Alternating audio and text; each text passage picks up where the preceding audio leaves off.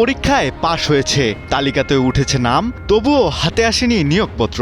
দিনের পর দিন অপেক্ষা করতে করতে এবার প্রতিবাদের ভাষা যেন বদলে গেল। রাস্তায় বসে হাতে তুলে নিলেন ঘাস।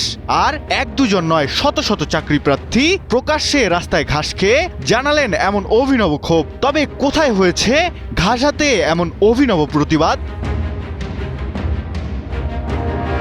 ভারতের কেরালার রাজধানী তিরুঅন্তপুরে ঘটেছে এমন অভিনব প্রতিবাদ। আর এতেই নজর কেড়েছে প্রাথমিক স্কুলের চাকুরি প্রার্থীরা। মুহূর্তেই ভাইরাল হয়ে যায় এমন অভিনব প্রতিবাদের ভিডিও। কিন্তু কেন চাকরিপত্র পেয়েও নিয়োগপত্র মিলছে না তাদের? ভারতের প্রভাবশালী পত্রিকা টাইমস অফ ইন্ডিয়ার প্রতিবেদন অনুযায়ী কেরালার প্রাথমিক বিদ্যালয়ের শিক্ষক পদে নিয়োগের জন্য কেরালা পাবলিক সার্ভিস কমিশন পিএসসির পরীক্ষায় অংশ নিয়েছিলেন এসব চাকুরি প্রার্থী।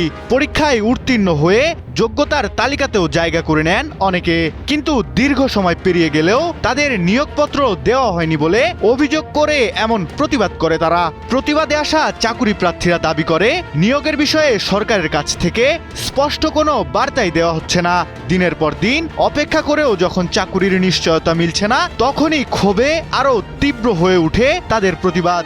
আর সেই ক্ষোভ থেকেই তিরুঅন্তপুরমের রাস্তায় বসে ঘাস খেয়ে প্রতিবাদ করে তারা।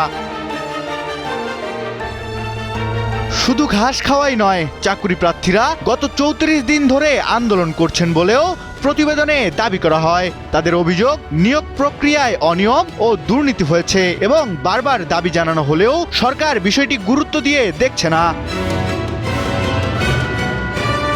শুধু তাই নয়, আন্দোলনকারীরা আরও জানায় পরীক্ষায় উত্তীর্ণ হওয়ার পরও যদি নিয়োগ না মেলে তাহলে ভবিষ্যৎ অনিশ্চয়তার মধ্যে পড়ে যায়। তাই সরকারের দৃষ্টি আকর্ষণ করতেই এমন ঘাস খেয়ে প্রতিবাদের পথ বেছে নিয়েছে তারা।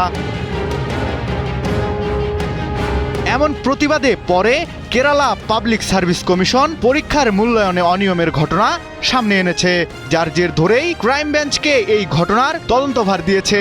গত জুলাই মাসে কেরালা পুলিশের বিশেষ তদন্তকারী দল এসআইটি গঠন করা হবে বলে জানায়। আর এই এসআইটির প্রধান হিসেবে নিয়োগ করা হয়েছে রাজ্য পুলিশের ডিজি এস অজিতা বেগমকে।